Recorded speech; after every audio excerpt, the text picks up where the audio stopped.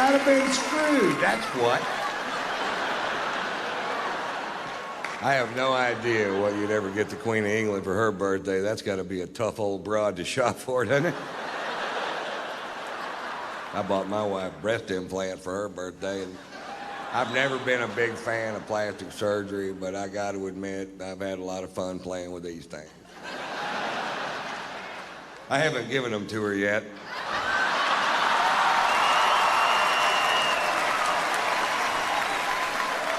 I just keep them on my tour bus and just rub them in my face. I'm glad they clean up easy.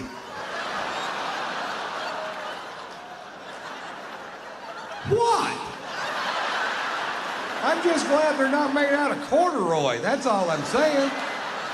I'd have to have them Scotch guarded.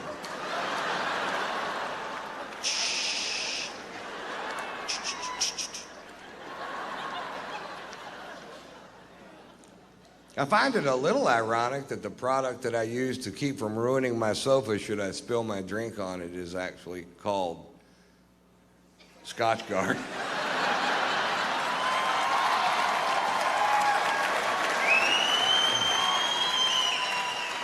Sometimes things just work out perfect. Yeah, I'm looking for a product that'll protect my sofa should I spill my scotch on it. What do you have? We've got Scotch Guard.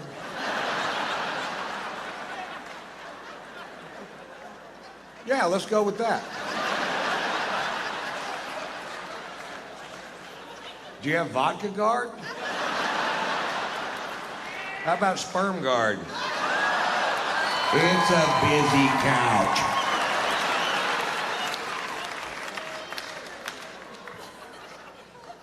I found out when I got back from Europe that I was being sued by a paper plant. That's what the lawyers are for.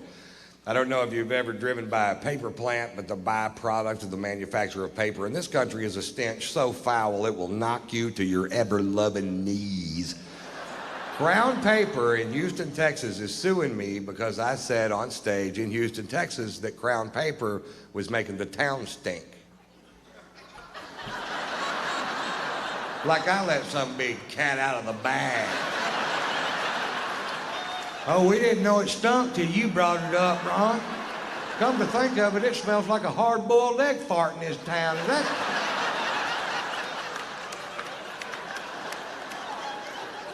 Is that somehow your fault, Mr. White?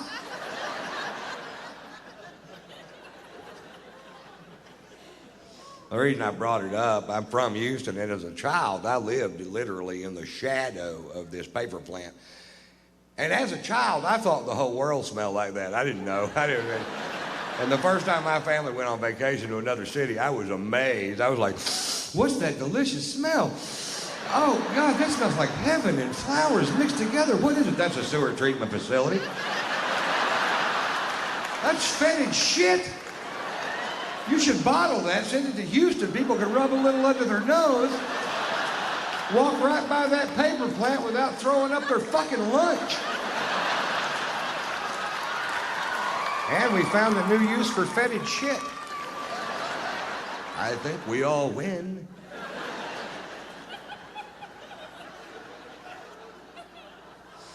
Actually, the reason I brought it up, I'm from Houston, I don't live there anymore, and I was just back in town doing some shows, and one morning I was reading the Houston Chronicle, and there was an article in the paper about that particular paper plant, and it said in the article that depending on which way the wind was blowing, that 2 million people could smell the stench produced by this one paper plant at a time. That is a big odor. If it was music and 2 million people could hear it, they'd make them turn it the fuck off.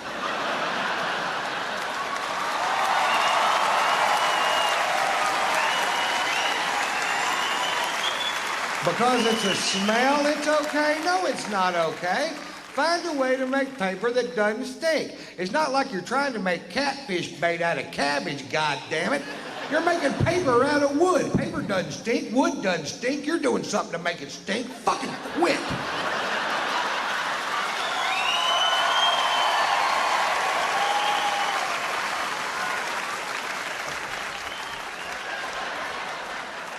That's me dancing on my soapbox.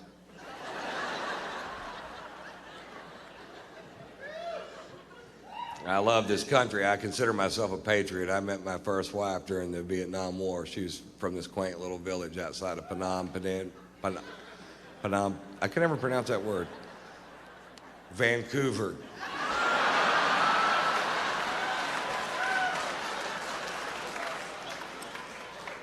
It's not true. It's funny, but it isn't true. I love this country. I do what I can to support our troops no matter what they've been asked to do. I don't have to agree in advance with the mission to support the young men and women who do my bidding.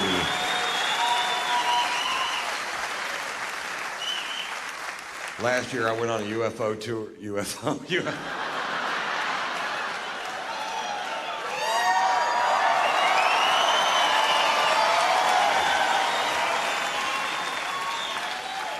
That's good, Ron. I went on a UFO tour, which not a lot of comedians are asked to do.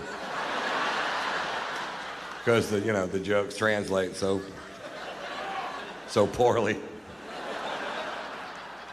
from one planet to the next.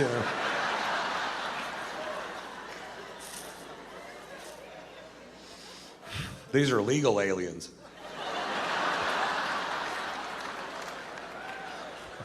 But oddly enough, they still speak Spanish.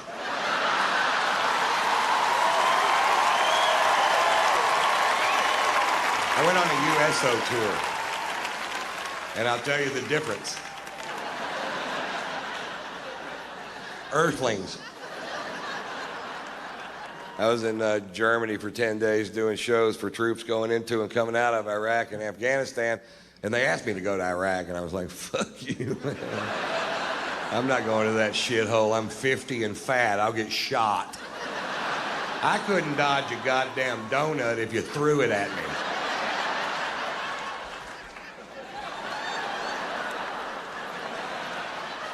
What'd you throw a fucking donut at me for, man? You hit me right in the heart, dude. And then when we filmed Blue Collar 3, we filmed it in Washington, D.C., and the fine folks at the USO asked us to spend the day at Walter Reed Hospital. And if you go to Walter Reed Hospital, you'll see a byproduct of this war nobody likes to talk about, but they should talk about it every day, because the sacrifice these young men and women have made for this country, they can't take back, and they should be applauded and saluted and given the best medical care we can give them for the rest of their lives. And they should not live in abject poverty because they made a sacrifice to the greatest nation on this planet. And if we fail there, we fail everywhere we can fail, folks.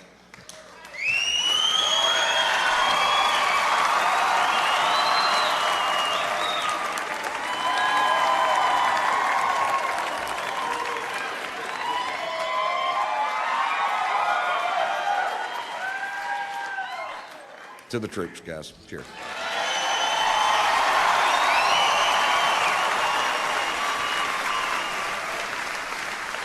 I'll tell you one USO story. We're going from room to room visiting these amazingly brave Americans at Walter Reed. Me, Jeff Foxworthy, Bill Engvall, Larry the cable guy. We go to this kid's room, and this kid is mangled. I don't know what they'll ever do for him. The only way he could talk was to hold a finger over a hole in his throat. And he breathed in, and he wouldn't use a lot of words, but what he said was very poignant and very funny. And I was just sitting there admiring him, going, who the fuck is this kid to be this brave, you know? And I carry a man bag, and in the bag are cigars and cigar cutters and lighters and reading glasses and sunglasses and Tampax and my wife's titties and all the things I need to make it through an afternoon. We're about to leave this kid's room, and Foxworthy goes, you know, you're the only person today that didn't make fun of Ron's purse. And this kid goes,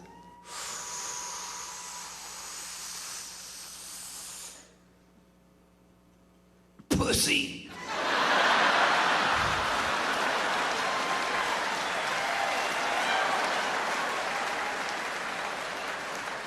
That's the only time I've ever seen Foxworthy snot.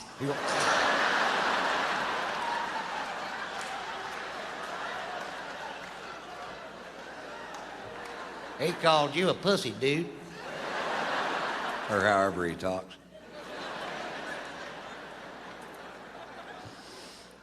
I love this country. I don't think this country's perfect, but I don't think any country is. And I think there are ways I could help improve this country, but nobody in Washington will listen to me because of my behavioral problem. There are three ways I think I could improve this country. I could improve the heightened state of awareness system in this country. I could help fund the war in Iraq. And there's an immigration problem. They want to build a wall all the way from the Gulf of Mexico to the Pacific Ocean, to a specific ocean, which they've already chosen.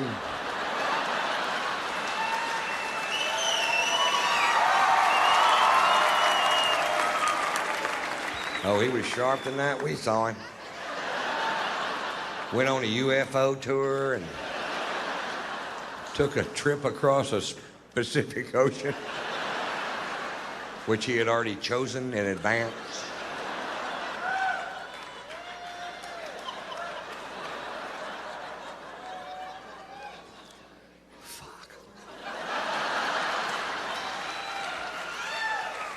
Folks, I believe in my heart that the Department of Homeland Security's color-coded heightened state of awareness system might be the most useless thing ever shoved down the throats of the American people. In all my travels, I've yet to meet one person that knows what to do different if the heightened state of awareness is yellow or orange or yellow. Nothing ever happens anyway. I haven't met one person that knows that there are 5 heightened states of awareness in this country. Did you know that, sir? Fuck no, you didn't. Oh, no. Blue, green, yellow, orange, and red. Apparently, when the heightened state of awareness is blue, you don't even need sunscreen. You can just walk outside naked. You can't even burn my cock.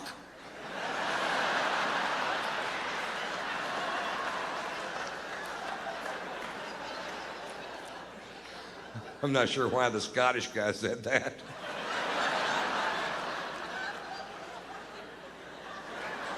You can't even burn my cock.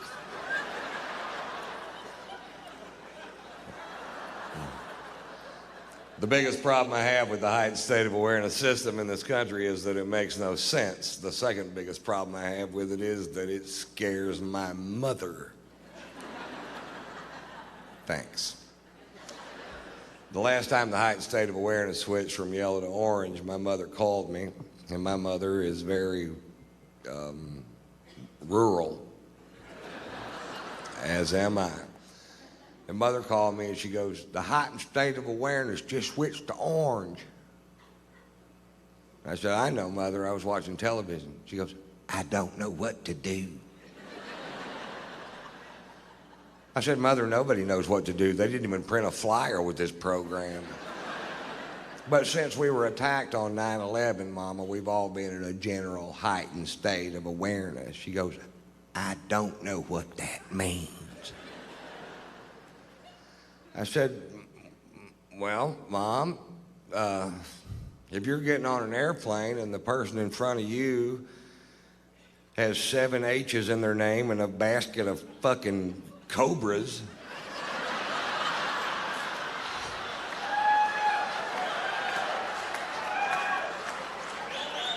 check their shoes for fuses. And that's not racism, that's profiling. And you have to do some profiling. You can't frisk 10 grandmothers just so you can pretend that that guy doesn't look suspicious. Bullshit. Go frisk his ass. When he gets all pissed off, go, sorry. And if he's still pissed off after that, go, hey, you wore the turban to the fucking airport, buddy. Yep. Buy a John Deere cap for travel days. Fuck, I don't know.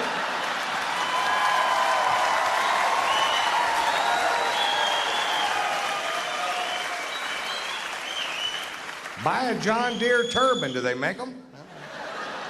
I'm sorry, we're a little edgy.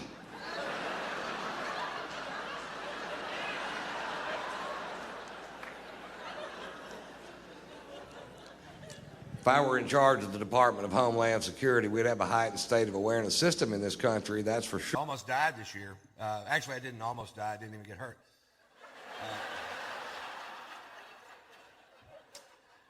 I was in a near-miss plane crash. We were making a movie, and I was flying from Flagstaff, Arizona to Phoenix, Arizona because my manager doesn't own a Globe.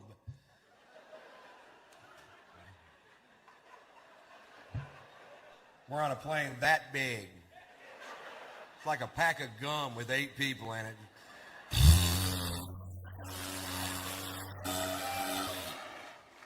And what happened was we took off from the Flagstaff Airport Hair Care and Tire Center there. We're traveling at half the speed of smell. We got passed by a kite. There was a goose behind us and the pilot was screaming, "Go around!" We get halfway to Phoenix, we got to go back. It's a 9-minute flight. Can't pull it off with this equipment. We had engine trouble. We lost some oil pressure in one of the engines, and they told us about it over the speaker system of the plane, which was stupid because they could have just went, "Hey, we lost some oil pressure."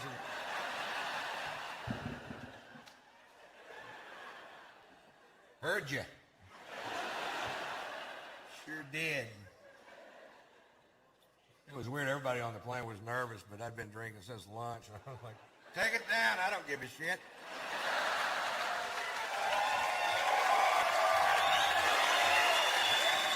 You ever have one of those days? Hit something hard. I don't want to limp away from this piece of shit.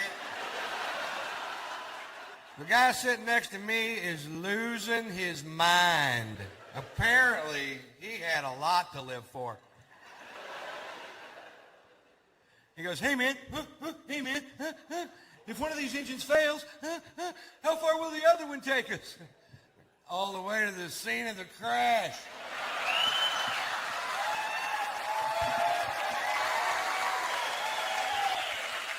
Which is pretty handy because that's where we're headed. I bet we beat the paramedics there by a half hour. We're hauling ass.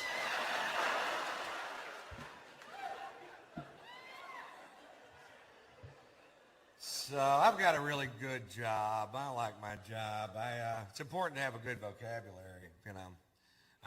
Actually, I haven't always had a good vocabulary. When I was young, if I'd known the difference between antidote and anecdote, my friend Bob Schneider would still be alive today.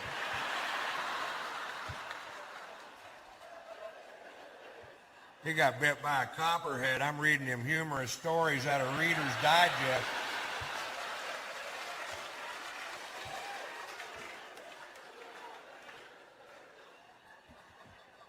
I'll tell you a little bit about myself. I'm from Texas. I'm a cowboy, a real cowboy. I was a bronc rider for 6 years of my life, and it's affected me. Now when I have sex, my arm goes like this. Seems to be some dispute between the wife and I whether or not I'm staying on that full 8 seconds.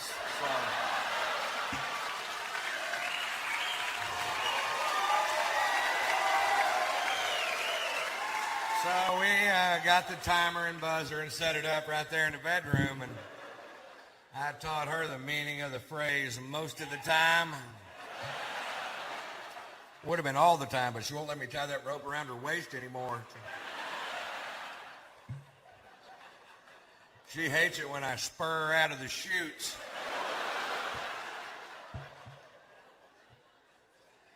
Hey, you laugh. It's not easy to keep an erection with a clown and a barrel in the corner of the room.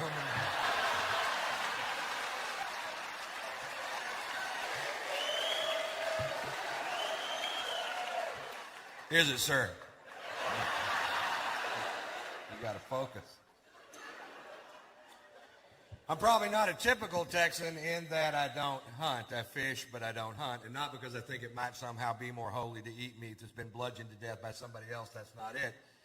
It's really early in the morning. It's really cold outside, and I don't want to go. My cousin Ray, on the other hand, thinks killing a deer with a deer rifle is magic in the forest. I'd like to do for you now my impression of my cousin Ray after the big kill.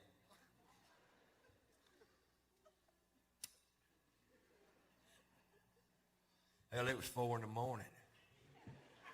22 degrees outside. Of course, you weren't there.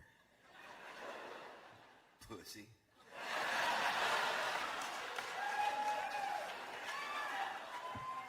I'm in a camouflage deer blind with grease paint on my face. I've got deer urine on my boots. I'm not sure why. I made that part up.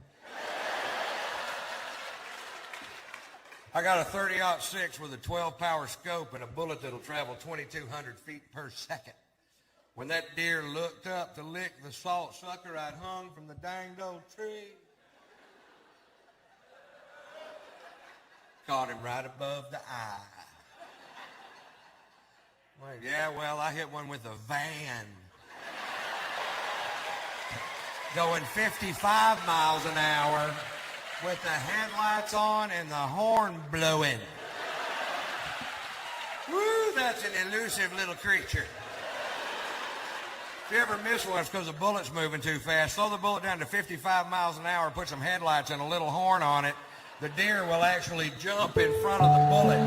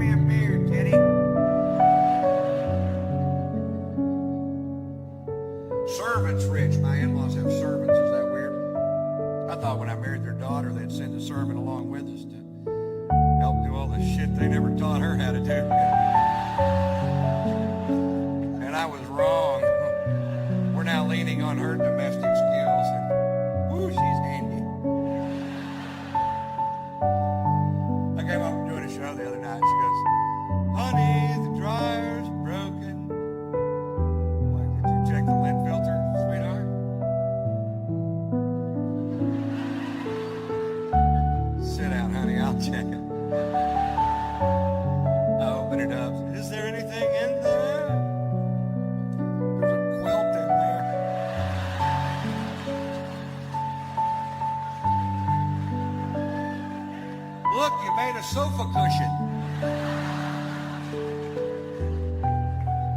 I hear a lot of this. I hear a lot of, Ron, you're a pretty good sized old boy. And I guess a little woman's a good cook.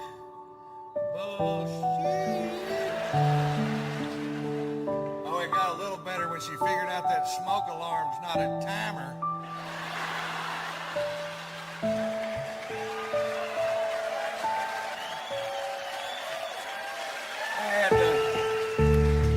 Tell her, honey, the food is done before that particular buzzer goes off. It was real bad when we first got married. The first meal she cooked in our new house, I couldn't eat it. I gave it to my dog. He started licking his butt. She comes in the kitchen and goes, what's he doing? Looks like he's trying to get the taste out of his mouth.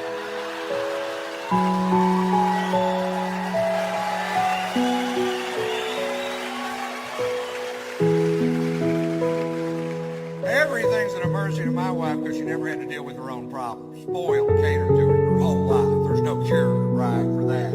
I was in Atlanta one time. She calls me one night, misses me in the hotel room. They catch me in the lobby and tell me I have an emergency phone call from home. I knock over 10 people in the lobby of a very nice hotel thinking maybe my in-laws.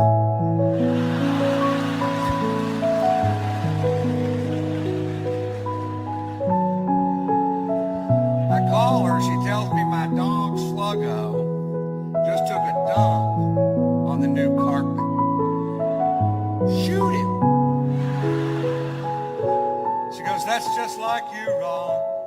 I have a genuine problem, and you're being sarcastic. All right, honey, I'm sorry. Put the dog on the phone. I'll talk to him.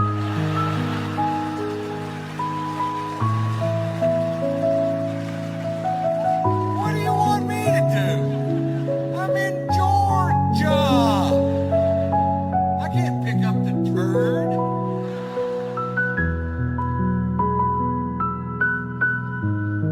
Put a paper towel over it. I'll be home in a week, honey. I get home, it looks like a little campground in the living room. Somebody's having a poop